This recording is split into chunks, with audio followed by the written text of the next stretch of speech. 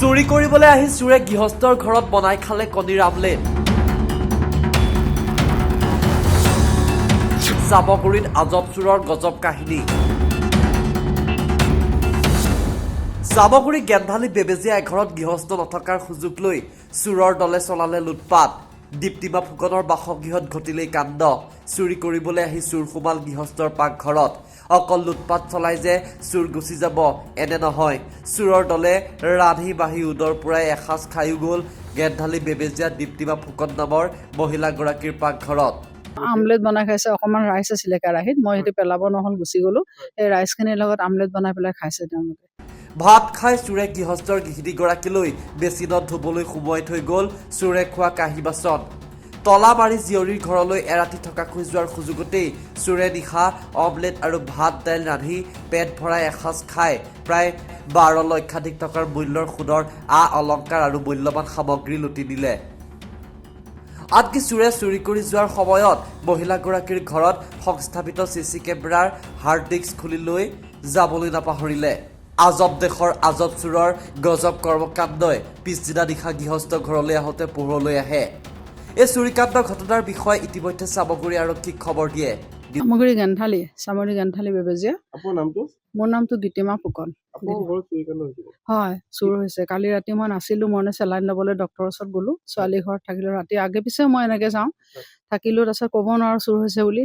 আবেলি সময়ত মই আকৌ চেলাইন ল'ব লাগে, ঘৰলৈ আহিছোঁ কিবা এটা নিবলৈ। তেতিয়া নিব আহোঁতে দেখিছোঁ গোটেই তলা চলা ভঙা, চুৰ কৰি লৈ গ'ল কালি ৰাতি।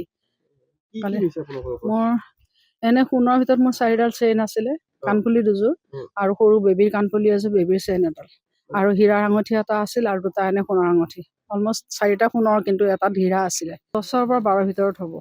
সন্দেহ ওচৰৰ ল'ৰা এটা ইতিমধ্যে চুৰ হৈ আছে, বহুত চুৰ হৈছে। আগতে মানে সেই 3-4 মাহৰ আগত চুৰ কৰিছে, আকৌ এমাহ আগত চুৰ কৰিছিলে। আমাৰ নামঘৰৰ শৰাই আৰু তালযোৰ লৈ গ'ল।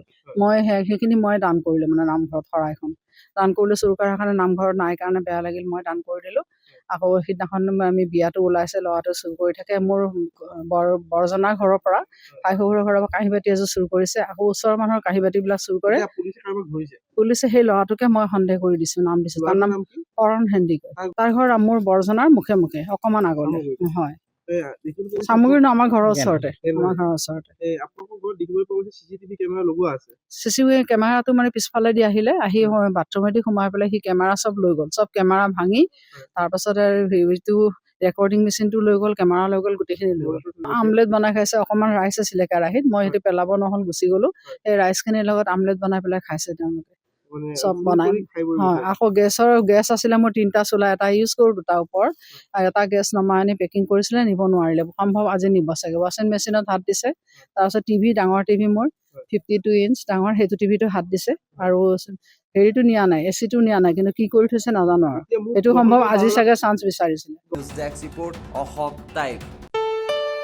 ঘৰত আনন্দ আৰু সম্পৰ্কৰ চমক বজাই ৰাখিবলৈ জৰুৰী হৈছে সকলো আনন্দময় মুহূৰ্তত মৰমৰ উপহাৰ দিয়াটো। সেইবাবে মধুশ্ৰী জুৱেলাৰ্ছে আনিছে সকলো ৰঙীন ক্ষণৰ বাবে বিশেষ গহনা।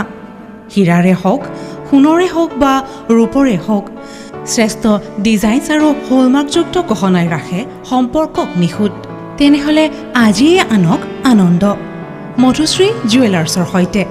যোগাযোগ কৰক 7002800341 নাইবা ভিজিট কৰক LNB ৰোড, নলবাৰী, অসম।